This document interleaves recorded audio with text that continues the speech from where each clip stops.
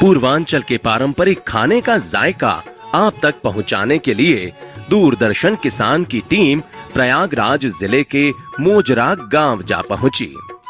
प्रयागराज शहर से करीब 40 किलोमीटर दूर एक वन्य क्षेत्र है चांद खमरिया। ये जंगल काले हिरण को लेकर काफी मशहूर है, जिन्हें कृष्ण मृग भी कहा जाता है। इसी जंगली क्षेत्र से एक छोटा सा रास्ता गुजरता है जो मोजरा गांव में पहुंचता है।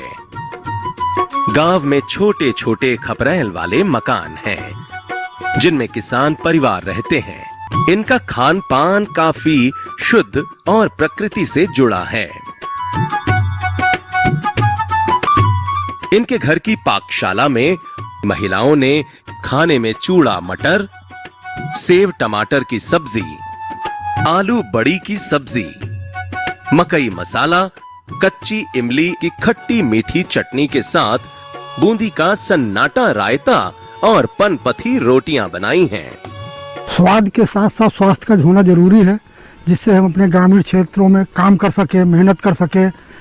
तो उसके हिसाब से शरीर को जो पौष्टिकता चाहिए वो जरूरी होता है कि अगर ये जो हम अन्न खाएंगे इस टाइप से बना करके कि चूल्हे में डायरेक्ट पका हुआ हो, ये नहीं कि गैस में जो आजकल आधुनिक युग में है वो हमारे लोगों के लिए हितकर नहीं होता है। हमारे देश की परंपरा इतनी अनोखी है कि गांवों में आपको आज भी संयुक्त परिवारों में मिलजुल कर काम करते लोग नजर आएंगे। जब पूरे परिवार का भोजन एक ही चूल्हे पर बनता हो तो खाना बनाने में भी घर की हर महिला का योगदान रहता है। घर की बेटियां भी अपनी भागीदारी बखूबी निभाती हैं। भोजन बनाने की शुरुआत पूर्वांचल की मशहूर आलू बड़ी की सब्जी से होती है। इसी के साथ महिलाएं बड़ी को भी पानी में भिगोकर रख देती हैं। अब आलू बड़ी की पारंपरिक सब्जी बनाने के लिए एक कढ़ाई में तिल का तेल चढ़ा दिया गया है।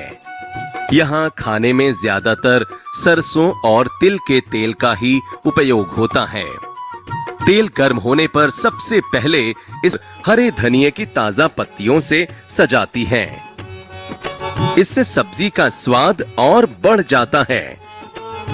सब्जी तैयार होने पर इसे कढ़ाई से निकालकर एक बर्तन में खाली कर लिया जाता है।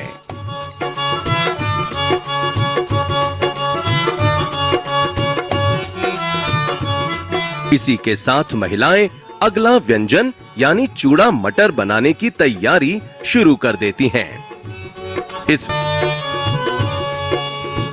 अब महिलाएं चूड़े को साफ करके पानी में धोती हैं और हाथों हाथ इसका पानी निकाल देती हैं।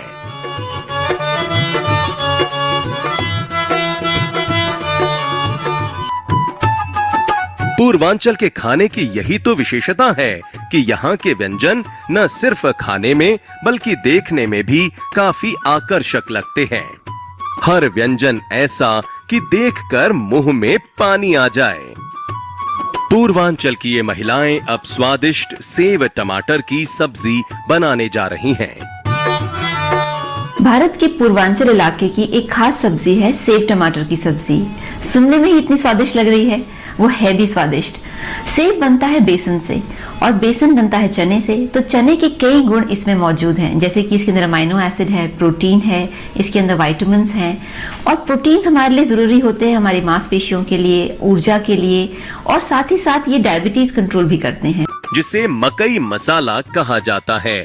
ये चटपटा और तीखा व्यंजन भोजन के समय सलाद के तौर पर शामिल किया जाता है। साथ ही इन व्यंजनों का सेवन शरीर के लिए भी काफी लाभदायक होता है। मसालेदार और चटपटा मकई मसाला बनने के बाद बारी आती है हरा धनिया, लहसुन, टमाटर, हरी मिर्च और इमली की तीखी और खट्टी मीठी चटनी की, जिसका स्वाद हर व्यंजन से जुदा है। पूर्वांचल में बूंदी का सन्नाटा रायता काफी प्रचलित है, लेकिन रायते के लिए बूंदी बाजार से नहीं बल्कि घर में ही तैयार की जाती है, वो भी घर के बेसन से। बूंदी बनाने के लिए एक कटोरी में थोड़ा बेसन का घोल तैयार करते हैं। कुछ लोग इस घोल में नमक और मसालों का इस्तेमाल करते हैं, तो कुछ इसे फीका बनाते हैं। इस घोल को इतना पतला रखा जाता है कि ये करछी में बने छिद्रों से आसानी से निकल सके। कढ़ाई में जब तेल गर्म हो जाता है तो महिलाएं बेसन के इस घोल को छिद्र वाली करछी पर डाल देती हैं और इस तरह करछी को हिलाते हुए बूंदी बनाती हैं। बूंदी जब हल्की कुरकुरी होने लगे तो महिलाएं इन्हें एक बर्तन में निकाल लेती हैं। इस तरह आराम से घर में ही बूंदी तैयार हो जाती है।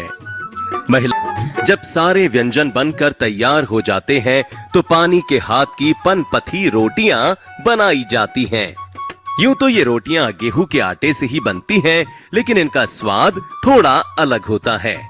वजह यह है कि इन्हें सूखा आटा लगाकर चकला और बेलन की मदद से नहीं, बल्कि पारंपरिक तरीके से हाथ में पानी लगाकर और हथेलियों से फैलाकर बनाया जाता है। ये रोटियां थोड़ी मोटी जरूर होती हैं, लेकिन जिस तरह इन्हें चूल्हे में अंगारों पर सेकते हैं, इससे इनका स्वाद और बढ़ जाता है। पूर्वांचली पाकशाला में अब सारा खाना बनकर तैयार है। महिलाओं ने सभी व्यंजनों को एक जगह पर इकट्ठा कर लिया है ताकि भोजन परोसने में आसानी